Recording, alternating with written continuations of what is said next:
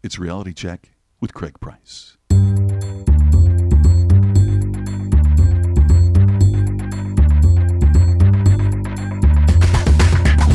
I'm an idiot. 4 minutes in and I'm already wrong. I'm like a monkey. Hello, look at me. You're like a beautiful mind. I'm more like Forrest Gump. So it's, Craig Price is the man. I knew it. Craig, shut up.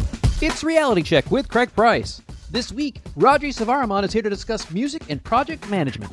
Welcome to the podcast. Thank you for listening. Before we get to this week's guest, a quick announcement. If you live in the greater Salt Lake area this September 21st through the 23rd, let me know.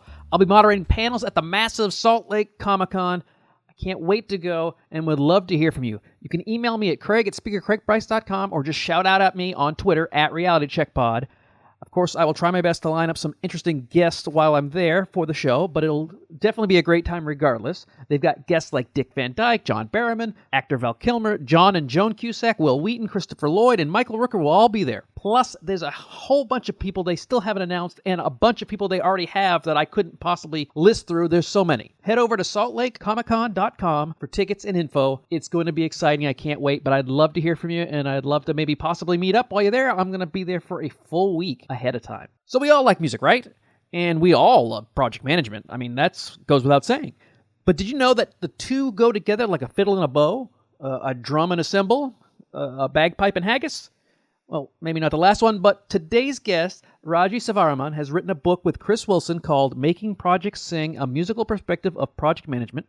So if you're a project manager looking to see how music can help your project, or you're a musician who wants to know how project management can help your music, sit back, crank up some soothing John Williams, and listen about making projects sing with Raji Sivaraman.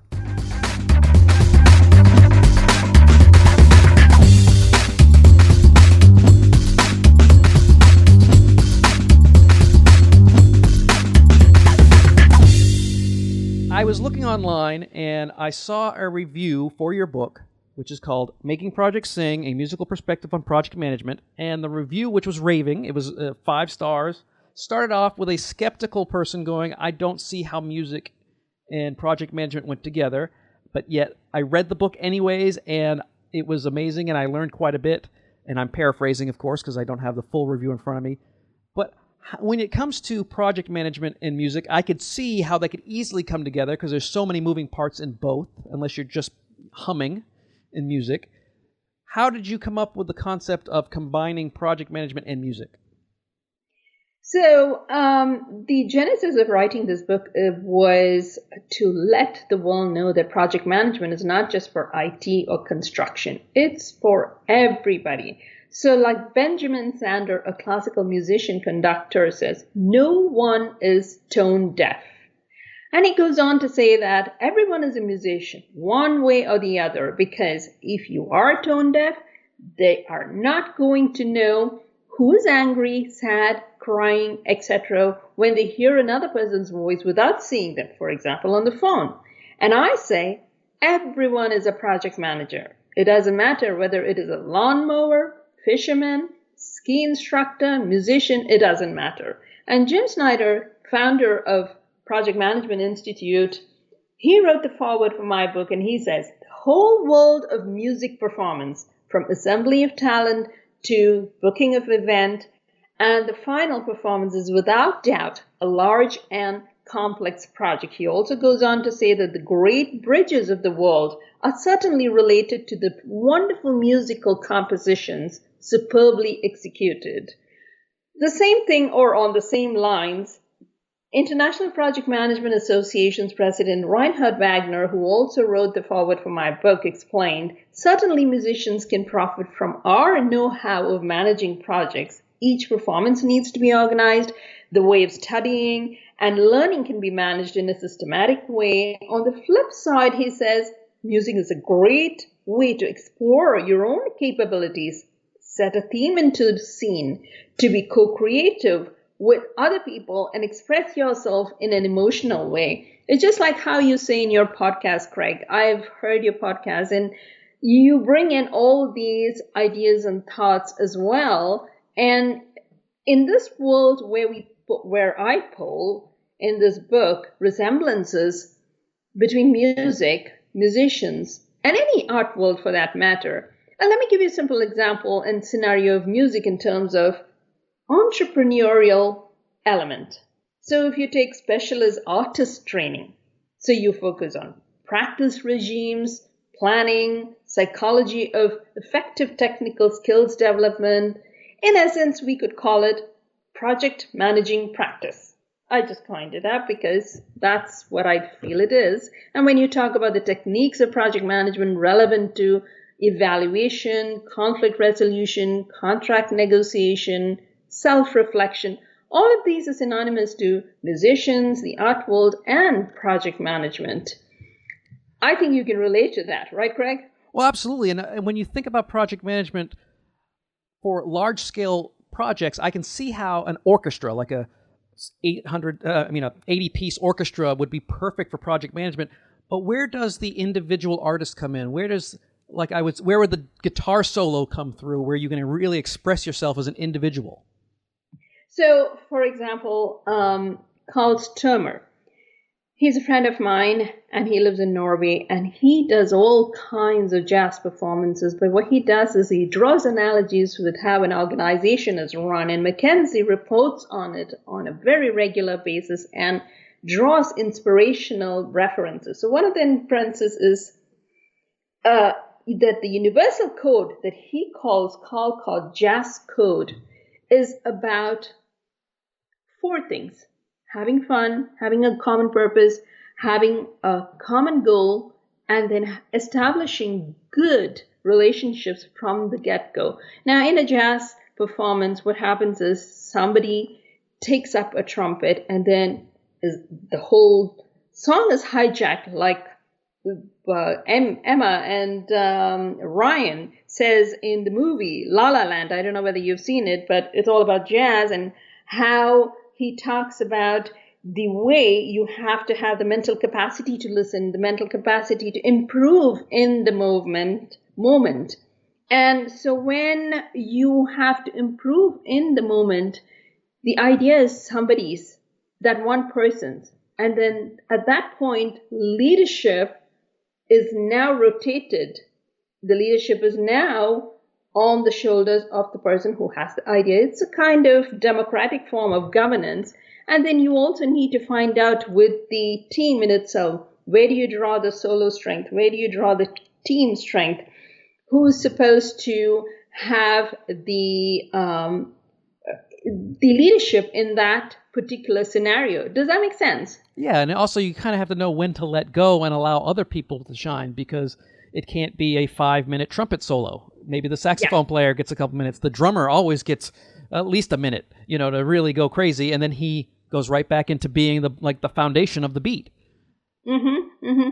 And to your point, if I were to take another parallel between project management and music. So I was in Stockholm, and I wanted to see where the Nobel Prizes were given, and I was taken on a tour to see the ballroom and where the king and queen came, and the huge banquet and everything. And when I was talking to this lady who was showing me everything, I talked about my book, and then she said there is this project called City Composing Project in Stockholm. And I said, what is that? And she explained to me that this City Composing Project is all about music sheets that are placed all over the city, libraries, universities, and all kinds of public places for a period of time for everyone and anyone to write music. It doesn't matter whether they are musicians, non-musicians, all of them then are gathered and then compiled, and then they go to 4 different countries and do the same. And a master compilation it takes place, and then this music is written and famous musicians perform what novices have brought to light. And now how is this, and what project management is all about is what this is. And how does that happen? A chance for everyone or anyone to be a music composer for one day. In other words, a common person has the chance to contribute into the circle of the professionals. And this gives a fresh perspective, the idea to get input from common people who may not be involved in the trade. In this case, the trade is music. So we do that in project management too. It's called crowdsourcing. We get opinions from outside of the project management world, creativity, innovation, etc. And why do we do this? Because such gatherings of materials will allow for opportunity of getting materials, thoughts, ideas, talent that one may never have thought of. Like when we do huge projects in project management, we do prototypes. We have UAT, UI, UX in different locations and with different industries for the same purpose. This is the power of our profession, project management, because we take small, medium, large projects and help people, help the projects, help the work. We are enablers, and project managers can help musicians in a number of ways. It could be short term, it could be long term, but the benefit is amazing. And this is the power of empowerment, because imagine it'll boost the morale of the project team when someone's idea is seen on the paper, on screens, credits are given for it. And then when there is recognition, they will move mountains for you. This is the power of empowerment, right, Greg? Absolutely. And my guest today is Raji Sivaraman. And Raji, we met at the PMI New Jersey years back. We've kept in contact off and on. And how did music enter your life? Well, I come from a musical family. My daughter is an opera singer. Of course, that's not her main thing, but she's always been a musician. Everybody in my family sings. And if you have seen Life of Pi, the lullaby was sung by my cousin, and she was nominated, and she was on the red carpet. Of course, she was up against Adele, so she did not win. Yeah, that's kind of tough when you're an unknown versus Adele.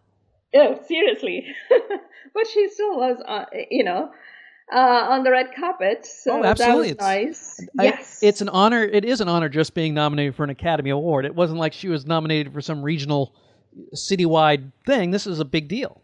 Absolutely. And so that's where my musical background is. But then it also happened because I was speaking at the University of Maine, and Chris Wilson, who was there, he came and asked me about project management, and he is a musician. And so that's how this whole book came about, because we did write a couple of papers, and then publishers asked us to write the book. And that's how this whole book came about. And, one of the main things about this book that every single person loves is on page 99, which is a musician's work breakdown structure.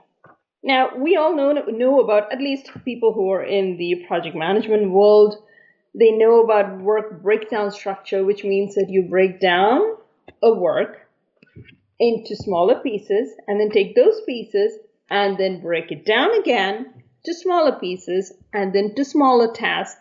That's what a work breakdown structure is. So to give you a simple example of a musician's work breakdown structure for a standard instrumental performance examination, for example. So you have the musical exam.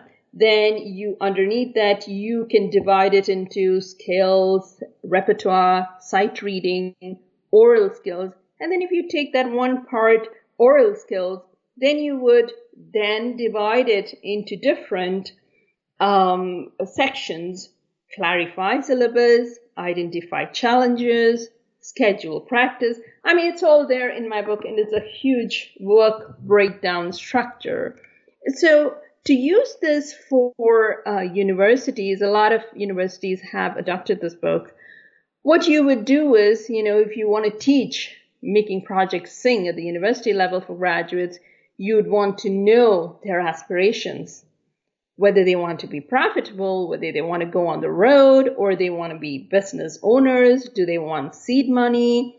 And then, considerations would be, do they want to be flexible to play whatever they want in whatever venues, or do they want to encourage others to grow, or if they want to work in a charitable organization, etc., etc. That's all about flexibility, like we call it in our project management agile world.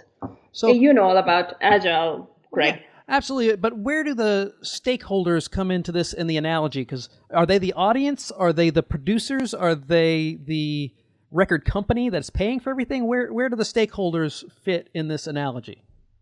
So when I talked about the agile world, which I just touched on, now if you're talking about the similarities and differences between the disciplines, considerable penetrance can be given.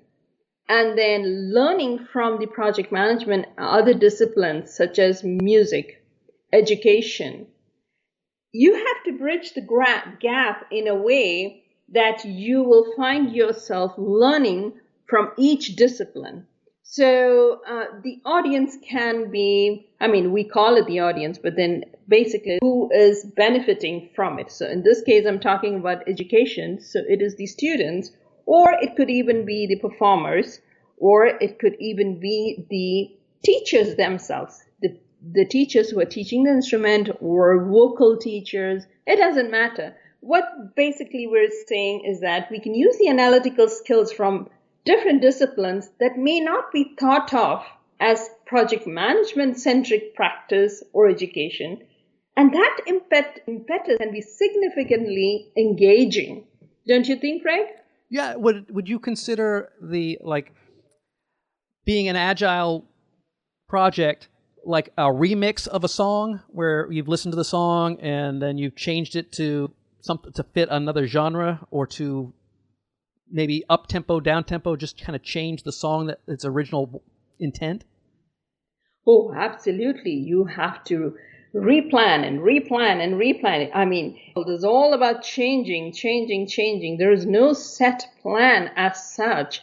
So, as we talk agile, we talk about adapting and then adopting and then adapting and then changing. So this is what the agile world is all about. So if your mindset is not agile, which means your mindset is not able to change according to what the audience wants or what benefits most for your satisfaction, it really doesn't benefit anybody, because satisfaction needs to be there. So for example, I take another page from my book where there are 5 main ingredients that I take from the word music, which is M.U.S.I.C.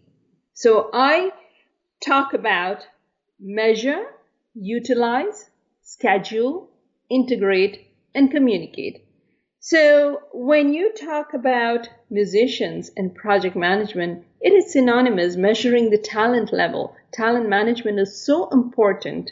So measuring that talent, utilizing that talent, and utilizing the agile tools and methodologies to empower knowledge management, and then scheduling all of these aspects of music, including practice sessions, travel time, and in different multi-tempered and cultured environments is synonymous. And integrating all of this, musicians, the technical resources virtually and in person to gain actionable insights. And of course, I don't have to talk to you about communication. Every single person, every single project, every single a vertical needs communication. Actually, last month I contributed to the latest edition of the project management textbook by Timothy Kloppenberg, published by Cengage, and it's coming out in October 2017, where I was asked to write about agile and music. And this is actually what I wrote. You find the similarity, don't you, Craig? I do. The question I had when I was listening to all this, because you're talking, it's music-oriented, especially on the communication edge. What happens when you have someone who is off-key, who is not fitting into the group? Because that's the one thing about music, especially and project management, is group dynamics. And absolutely, it doesn't take much for a band, a very successful band, to just disintegrate. Even if it's just a duo. Paul Simon and Art Garfunkel were notorious, wonderful together, actually fairly good separate as well. But they can't stand each other enough to be able to do it. Except every 20 years they get together. So how can we take a musical bent on getting people in harmony? See, I'm trying to come up with analogies myself to come up in harmony, so they're not off key, so that group dynamic can stay together. So the answer that I'm going to give you now is cruising along the same lines of the agile world that we just talked about. We at Agility Discoveries, my partner Michal Rączka from Poland and I conduct workshops where some of the main takeaways are leadership and how we manage personal value, making agile leaders thrive by being genuine, authentic, transparent, and personal agility and its influence in a resilient organization. It doesn't have to be a musical organization or an IT organization. It can be any organization. Going fragile to agile emphasizes all of this.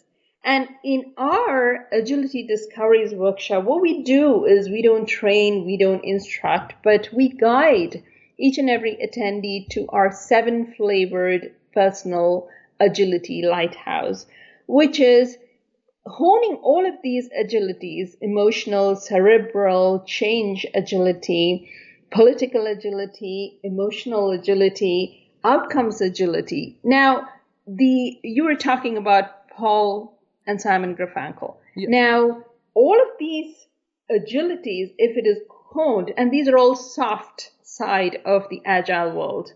I mean, you have all those hardcore agile tools and methodologies, but this is soft side. But if you don't have that soft side agile mindset, we cannot work our brains and minds on a daily basis, which needs to be worked in an individual basis as well as an organizational basis. So, for example, the team that you're talking about in music and in a musical band, the individual needs to hone the personal agility, and as a team, if it is a quartet, so there are 4, and then they need to have their agile personality come out, and at the right time, at the right point, and at the right place.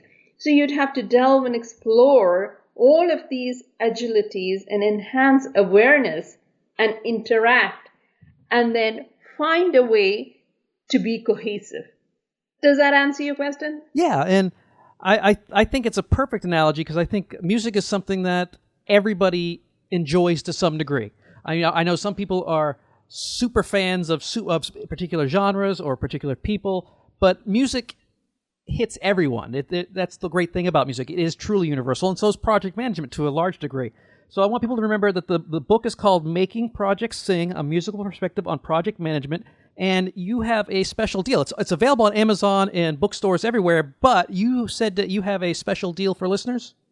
Yes. If you were to email me at Raji Sivaraman at asba-llc.com, then you would get a special prize, and I'm happy to collaborate with you on any of the musical projects, as well as if you were to go to agilitydiscoveries.com, my partner Michal Rączka and we're happy to collaborate with you on the Agile workshops as well. And music is something that calms you. Music is something that makes you happy. Music is something that can be used in so many different ways. And I think that we as project managers, you and I, Craig, we can get people to understand the nuances of performances, collaborative solutions, and various paths to discipline, don't you think? Absolutely, and I really appreciate you being on the show today, and I certainly look forward to seeing you somewhere out on the road. You speak at events all over the world, and I speak at a lot of project management events, so hopefully our paths will cross in person quite soon. Thank you so much for having me on your show, Craig. It was awesome. That's the show. Thanks to Raji for her time. Let's do a quick rundown of all the social media at Reality Check Pod on Twitter, like the Facebook page, sign up for the newsletter at realitycheckpodcast.com, and email comments, questions, and guest suggestions to Craig at speakercraigprice.com. See you next time.